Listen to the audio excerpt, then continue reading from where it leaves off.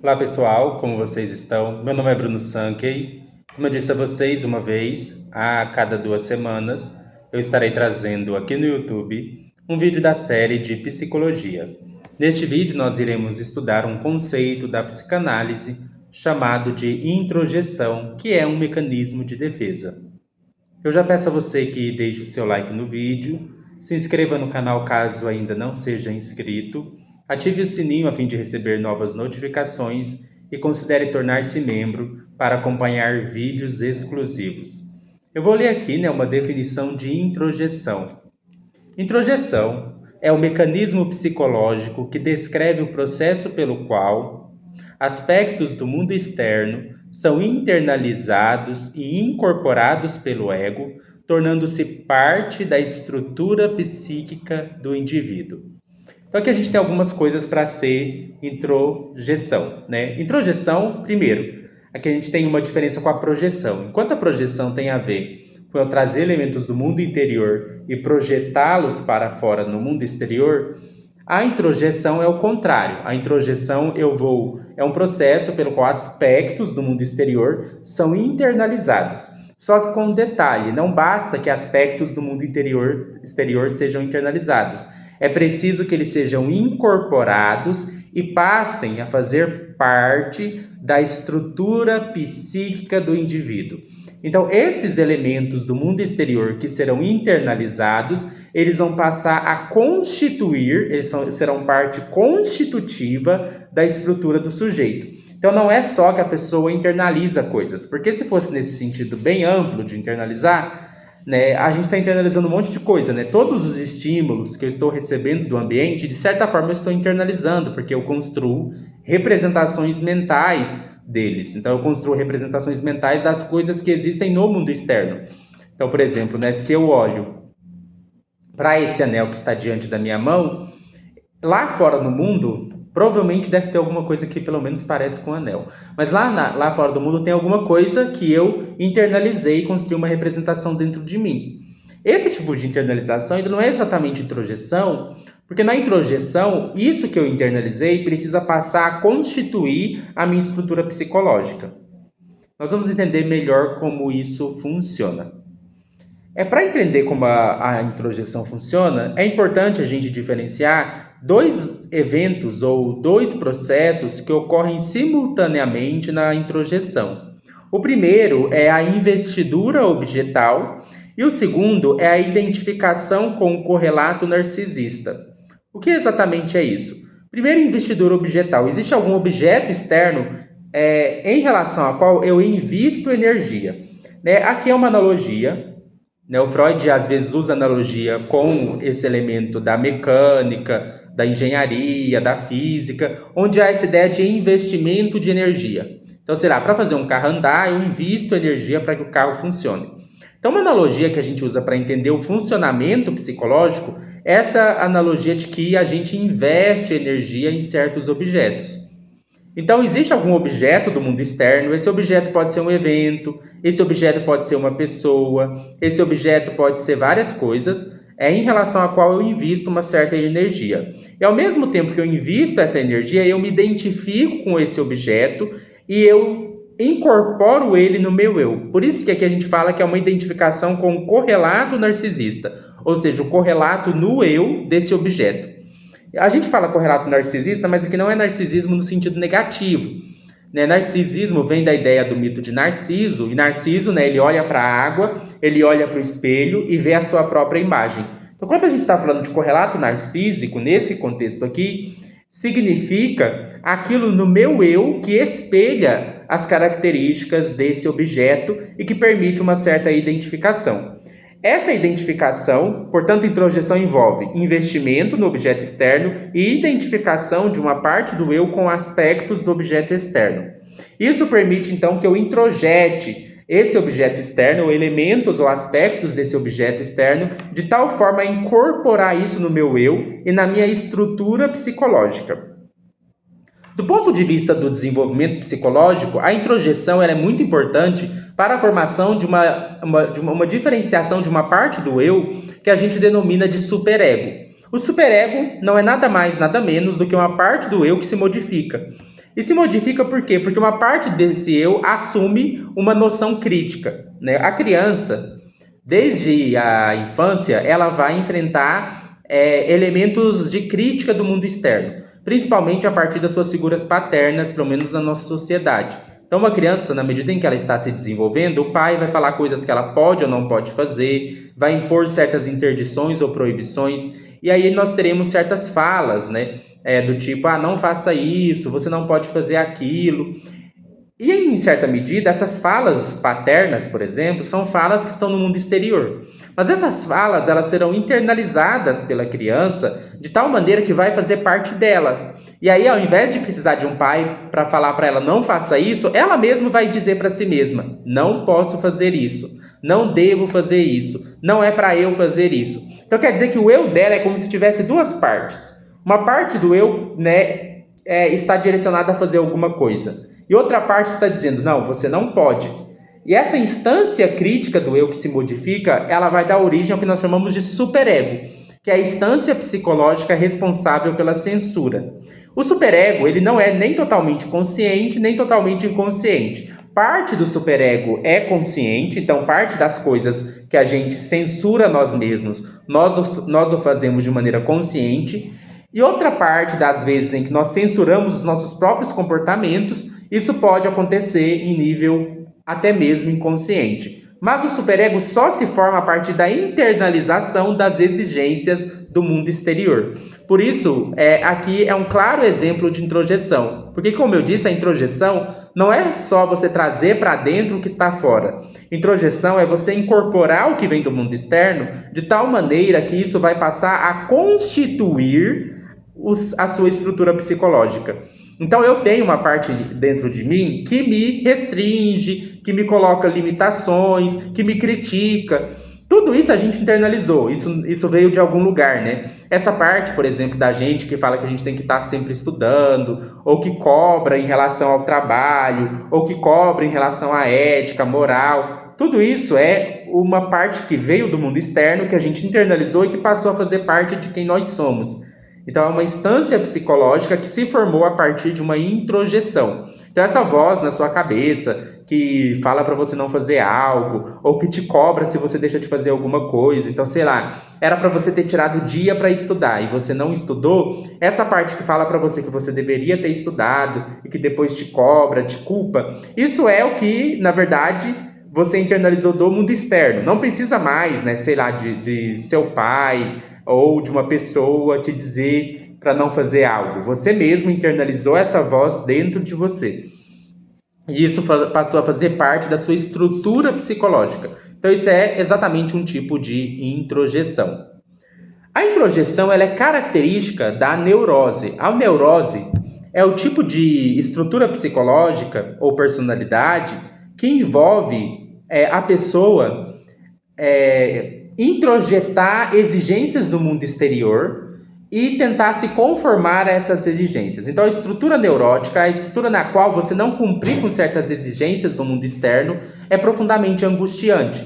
Por isso, a neurose é diferente um pouco da paranoia.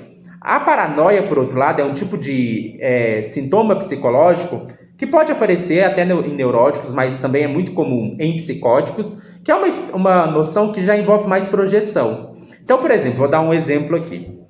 Eu, Sankey, se eu for neurótico e eu chegar no meu patrão do meu trabalho e ele falar assim para mim: você deve se esforçar mais no trabalho para bater as metas, para cumprir suas responsabilidades, você deve se esforçar para chegar no horário.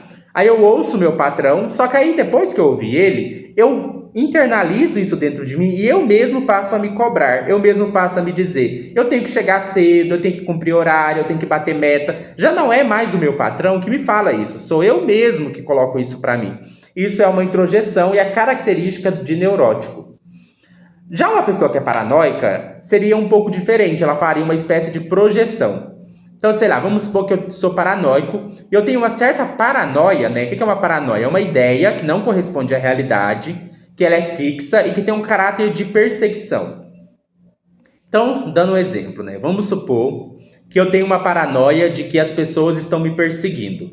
E aí eu chego, né, na reunião com o meu patrão e ele vai dizer para mim: olha, você precisa chegar no horário. Vai falar a mesma coisa, né, do que falou antes. Só que ao invés de fazer uma introjeção, eu faço uma projeção. A paranoia que eu tenho dentro de mim, eu projeto no meu chefe. E eu falo, meu patrão está me perseguindo. Meu patrão está dizendo isso para mim porque ele está perseguindo a minha pessoa. Então aqui a gente já tem dois quadros diferentes de como lidar com perigos do mundo exterior. Né? Eu posso fazer uma introjeção, o meu patrão me coloca algo, então eu internalizo e eu mesmo passo a ser o meu próprio patrão me cobrando. Ou eu, na verdade, lanço na figura do meu patrão uma paranoia que eu tenho e passo a ver o meu patrão como alguém que está me perseguindo. Então, há aqui um quadro bem diferente então, da neurose para a paranoia. Enquanto a paranoia é caracterizada por projetar no mundo exterior algo que é do mundo interior, a neurose é caracterizada principalmente por introjetar do mundo exterior cobranças que vêm do mundo exterior e que passam a fazer parte da constituição psicológica do próprio sujeito. No entanto, a introjeção ela é um mecanismo de defesa. E como um mecanismo de defesa, ela cumpre alguma função de defender o eu contra a angústia. E como um mecanismo de defesa, ela tem a função de amortecer a frustração de desejos insatisfeitos ou dos processos de luto. Em que sentido, Se eu consigo introjetar um objeto externo dentro de mim, eu consigo lidar melhor com a frustração e com a perda. Porque, na verdade, o objeto que eu perdi, na verdade, ele passa a ser eu e passa a estar dentro de mim. Então, vamos dar aqui alguns exemplos para ilustrar isso, assim. Uma pessoa pode estar num relacionamento e está fazendo parte daquele relacionamento. Só que aí, essa pessoa com quem essa pessoa está se relacionando é uma pessoa tóxica, abusiva. E ao invés da pessoa lidar com essa toxicidade do parceiro ou da parceira, o que ele faz? Ele tem uma idealização, uma imagem idealizada do parceiro, e quando esse parceiro deixa essa pessoa, ele perde esse parceiro ou parceira, ao invés de simplesmente lidar com essa perda de uma maneira mais saudável, essa pessoa internaliza o parceiro de tal maneira que ela passa a se identificar com o próprio parceiro. É como se o parceiro se tornasse ela mesma. E aí é natural, é muito comum que toda a raiva, toda a crítica, toda a insatisfação que ela deveria direcionar contra o parceiro, ela direciona contra si mesma, porque ela internalizou o parceiro dentro de si mesma. Então esse é o caso de pessoas, por exemplo, que depois de um término de um relacionamento abusivo, ao invés de nutrir raiva, ao invés de nutrir insatisfação com o parceiro que foi abusivo, ela passa a nutrir toda a raiva, toda a crítica a si mesma, como se ela fosse o problema, como se ela fosse a pessoa abusiva, como se tivesse algo errado com ela. Então, na verdade, até é estranho isso aí no processo clínico foi observado, que essa coisa estranha do sentimento que a gente esperava que a pessoa direcionasse para o objeto, ela direciona para si mesma. Então a pessoa que na verdade deveria direcionar raiva, crítica, insatisfação para o parceiro, que é abusivo, ela direciona essa raiva, essa crítica e insatisfação a si mesma. Então ela se torna hipercrítica de si mesma, ela passa a ter raiva de si mesma, como se ela fosse o parceiro.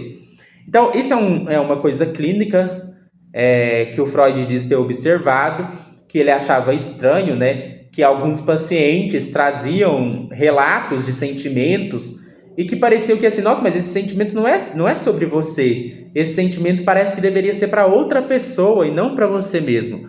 E aí, para explicar por que algumas pessoas direcionam esses sentimentos para si mesmos, o Freud trabalhou com essa ideia de introjeção.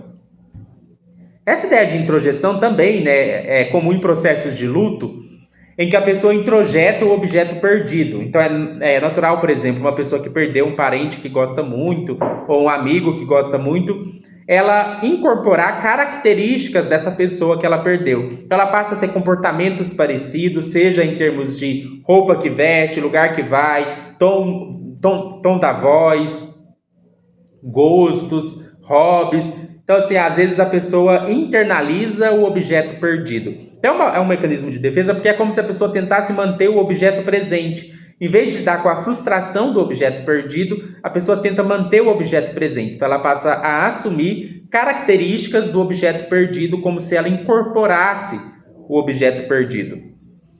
Isso pode acontecer também não só na perda de pessoas e objetos literalmente, mas também na perda simbólica. O luto é uma coisa que acontece não só quando a gente perde entes queridos. Luto é uma coisa que acontece quando a gente perde qualquer coisa que tem valor para nós, até aquilo que a gente idealizou. Então, sei lá, se eu idealizei uma coisa e depois eu descobri que essa coisa que eu idealizei não era real, eu sofri um luto, porque algo eu perdi, né? Eu perdi algo que tinha valor para mim.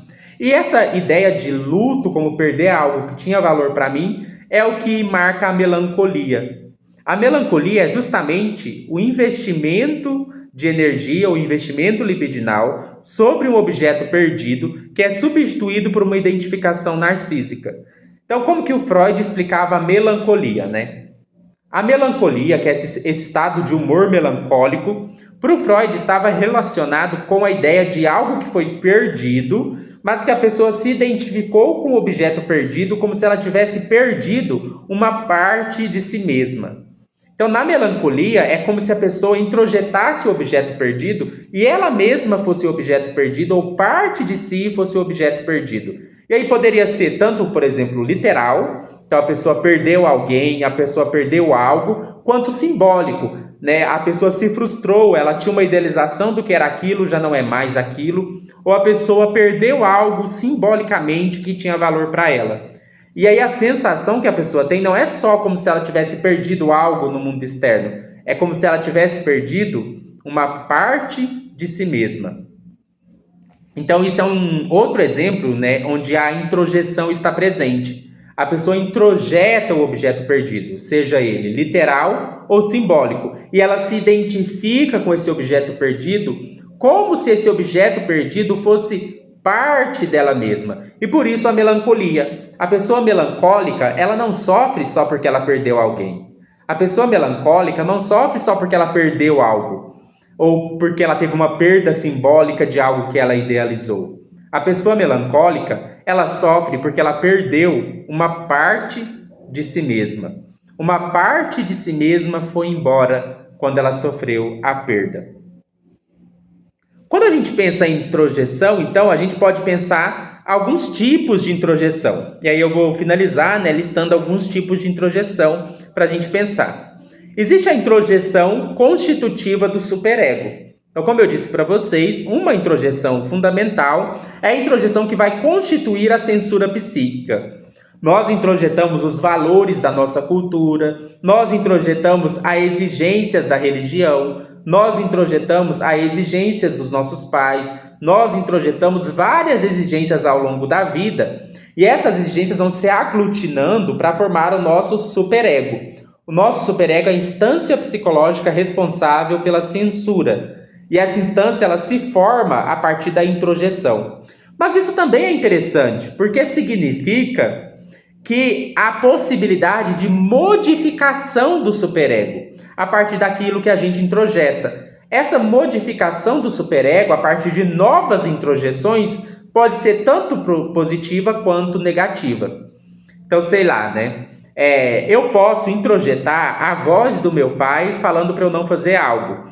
Talvez essa voz pode ser uma voz muito exigente. Poderia ser algo assim: se você não estudar, você não será ninguém na vida. E aí eu introjeto essa voz, essa fala, e eu passo a dizer isso para mim mesmo. E aí quem passa a me cobrar sobre isso sou eu mesmo. No entanto, quando alguém está fazendo terapia, por exemplo, o paciente pode encarar o seu terapeuta como se fosse uma figura de autoridade.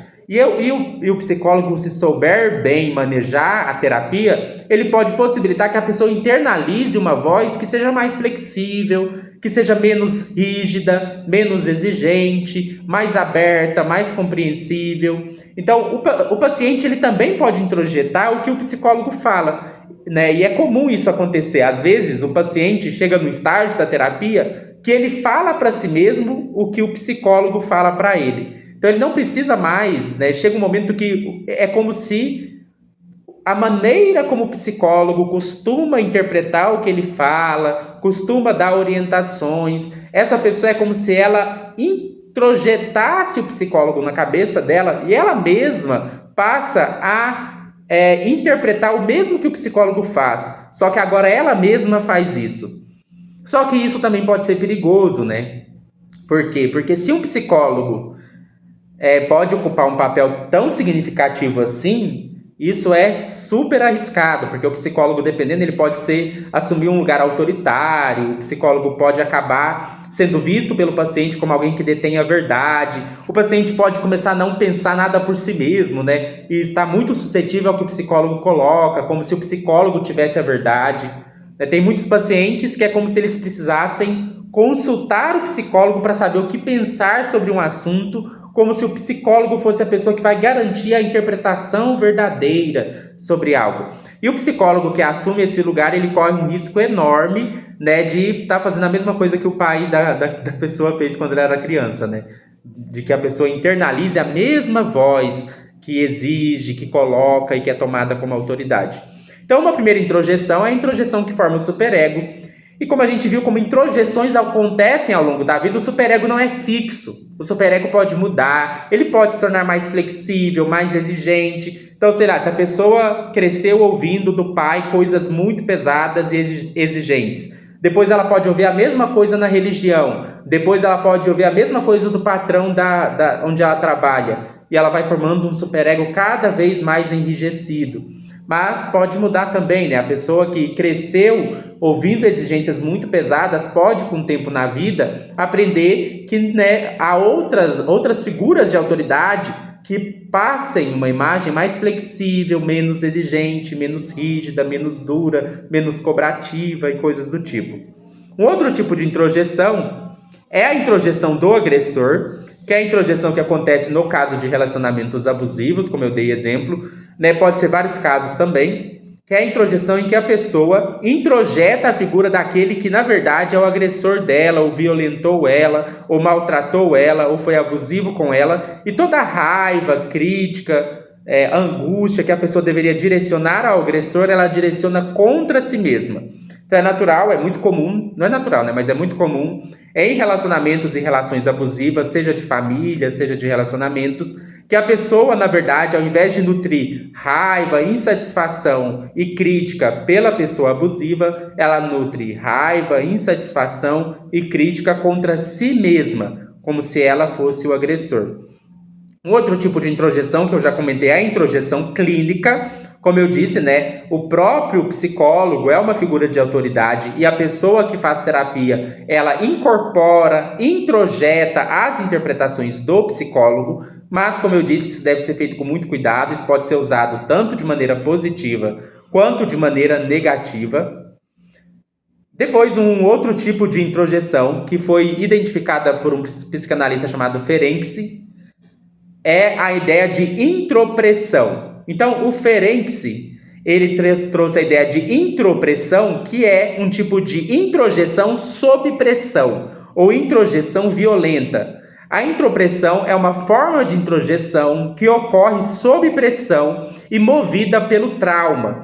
Então, há formas de introjetar coisas que são naturais, assim, a vida a gente vai introjetando várias coisas, mas vamos supor uma criança que foi criada por um pai que é muito violento, muito autoritário. A criança teve que introjetar as regras de conduta desse pai de uma forma muito dolorosa e traumática. E quando essa forma de introjeção é traumática, é baseada numa pressão, ela é chamada de intropressão. Intropressão é o tipo de introjeção que ocorre sob pressão. E o último tipo de introjeção que eu queria comentar vem de um autor chamado Nicholas Abraham e Mark Torok, que são dois autores que proporam uma coisa chamada de introjeção crípta. O que é introjeção crípta? Não sei se vocês sabem o que é crípta, né? Crípta já viram quando eles constroem aquelas igrejas? No fundo das igrejas, lá no subterrâneo, costuma ter um lugar onde eles deixam tumbas de pessoas mortas. Tumbas, sarcófagos. Esse lugar é chamado de cripta. Então, cripta é uma espécie de tumba subterrânea. E qual que é a ideia dessa introjeção? É como se a gente enterrasse vivo algo lá para dentro de nós sem elaborar isso. Então, a introjeção cripta é como se ela criasse uma cripta psíquica, ou uma espécie de tumba psicológica dentro da pessoa, uma tumba subterrânea no interior da pessoa. Isso acontece quando conteúdos dolorosos, traumáticos ou proibidos são enterrados, é claro que é uma metáfora, vivos no inconsciente sem serem elaborados ou integrados. que é isso, né? É quando a gente introjeta coisas, só que a gente não elabora o que introjetou, e isso fica como se fosse uma casca, uma coisa lá dentro de você, que você não elaborou, que você não trabalhou, mas que fica causando sintomas psicológicos. Porque não foi elaborado, não foi pensado, mas foi introjetado, foi incorporado. Então, por exemplo, uma pessoa que passou, por exemplo, abuso emocional por parte do pai. Essa pessoa pode não ter elaborado isso, pode não ter pensado sobre isso, pode não ter chegado a lidar com isso, mas ela introjetou, incorporou isso para dentro dela, isso está dentro dela, está como uma tumba enterrada viva e que continua causando sintomas psicológicos, mesmo com a pessoa tentando ignorar ou não lidar com aquilo. Né, segredos de família, né? É muito comum famílias manterem certas coisas em segredo, e esses segredos de família, mesmo que não sejam falados, conversados, podem gerar esse tipo de cripta psíquica. Um caso famoso, né, são os casos de incestos, que são às vezes acobertados em certas famílias, mas que são incorporados e introjetados e que continuam ali causando algum sintoma psicológico, mesmo que a família ou o sujeito tentou evitar olhar para aquilo ou lidar com aquilo. Espero que vocês tenham entendido o conceito de introjeção na psicanálise. Eu peço a você que deixe o seu like no vídeo, seu comentário no vídeo. Se você gostou do vídeo, tem na descrição do vídeo minha chave Pix, caso você queira fazer uma doação de qualquer valor em agradecimento por este vídeo. E até mais.